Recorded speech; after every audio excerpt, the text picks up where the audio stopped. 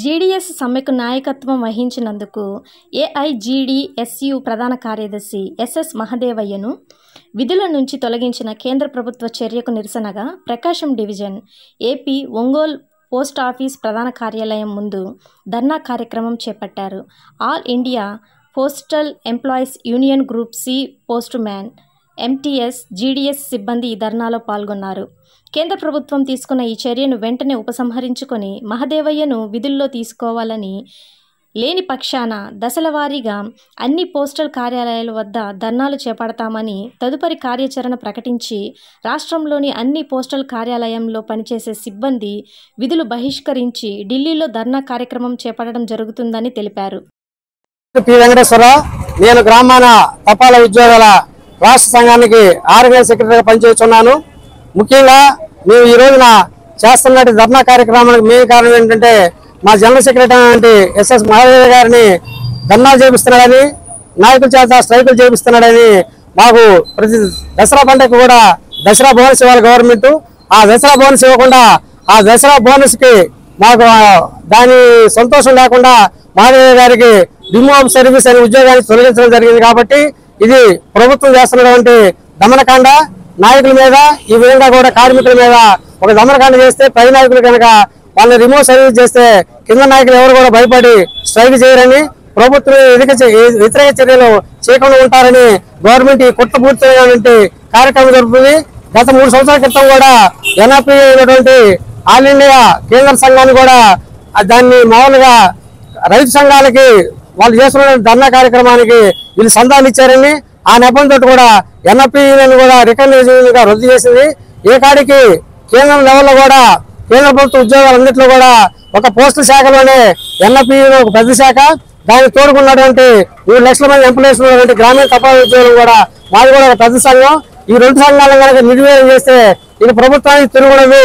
వాళ్ళు చేసేటువంటి పోస్టల్ శాఖలు చేసేటువంటి ప్రైవేట్ పరం చేసేటానికి వాళ్ళకి అన్ని హక్కులు కూడా కల్పించబడతాయనే ఒక నెపంతో ఈ పరిపాలించే పాలకవర్గం అధికారి దానికి తోడుగా అధికారులు కూడా తోడయ్యి ఈ విధంగా మా మహదేవయ్య మా ఎస్ఎస్ మహదేవయ్య అనేటువంటి కేంద్ర సంఘ నాయకులను కూడా రిమూవ్ సర్వీస్ చేసింది. కాబట్టి ఆయన మళ్ళీ విధుల్లో తీసుకున్న కూడా మేము కేవలం ఇది కేంద్ర గవర్నమెంట్ ఇచ్చిన సూచన మేరగా ఈ రోజు ధర్నా కార్యక్రమం జరుపుతున్నాం.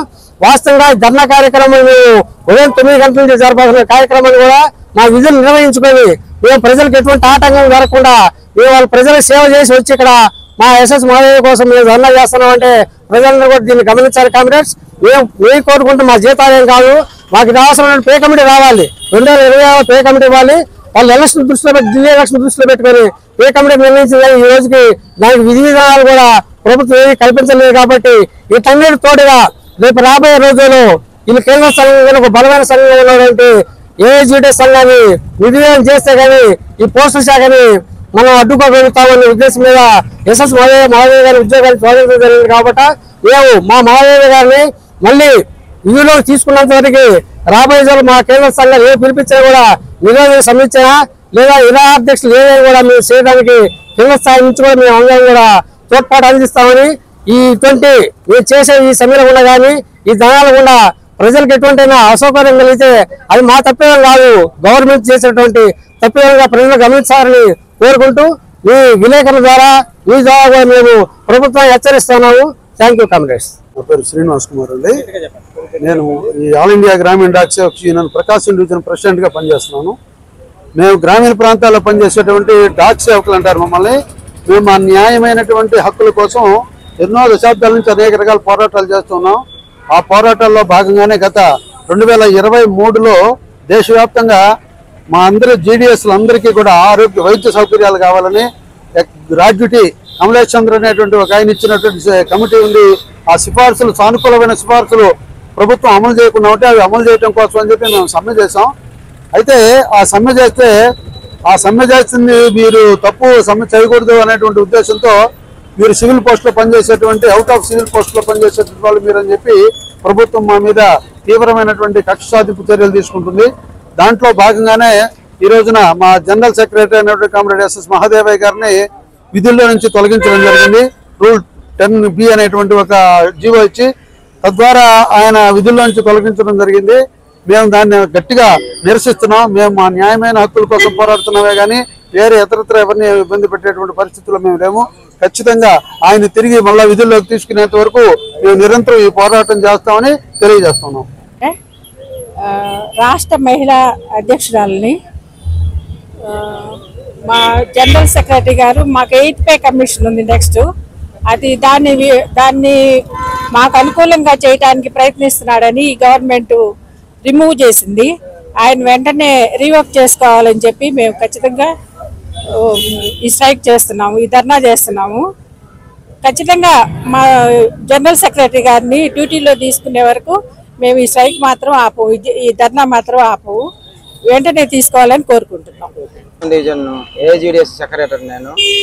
2023లో జరిగినటువంటి సమ్మె కారణంగా మా నాయకుడైనటువంటి మహదేవ్ గారిని, ఆల్ ఇండియా జనరల్ సెక్రటరీ గారిని రిమూవ్ చేయటం, ఆ రిమూవ్ చేసినందువలన మాకు అంటే ఈ ఫ్యూచర్లో జరగబోయే 8th పే కమిటీలో ధర్నాలు స్ట్రైకులు చేయడానికి మేము ఇప్పుడు రెడీ అవుతున్న టైంలో, ప్లస్ మన భారతదేశం మొత్తం మీద మా మీద ఉన్న విపరీతమైన టార్గెట్స్ మీద ఫైట్ చేయాలనుకున్న టైంలో మా జనరల్ సెక్రటరీ గారిని రిమూవ్ చేసినందువలన మేము మళ్ళా విధుల్లోకి తీసుకునేంత వరకు మేము ఈ పోస్ట్ స్టాప్ ప్రతి డివిజన్ల వద్ద ధర్నా కార్యక్రమాలు చేపిస్తున్నాము.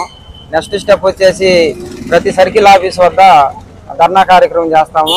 3వ స్టెప్గా ఢిల్లీలో జంతర్ మంతర్ వద్ద మేము ఒకరోజు నిరసన కార్యక్రమం తెలియజేస్తున్నాము. అయినా కానీ మా నాయకుల్ని కానీ విధుల్లో కానీ తీసుకుని పక్షాన మేము 1 డే స్ట్రైకు, ఆ తర్వాత కూడా పూర్తి స్థాయి ఇండెఫినెట్ స్ట్రైక్లో దిగాలని చెప్పి మా కేంద్ర రాష్ట్ర నాయకత్వాలు నిర్ణయించినాయి. దానికి మేము కట్టుబడి ఎలాంటి పరిస్థితులు వచ్చినా ఎదుర్కొని పోరాడి విజయం సాధిస్తామని చెప్పి మేము ప్రకాశం డివిజన్ నుంచి కోరుకుంటున్నాం.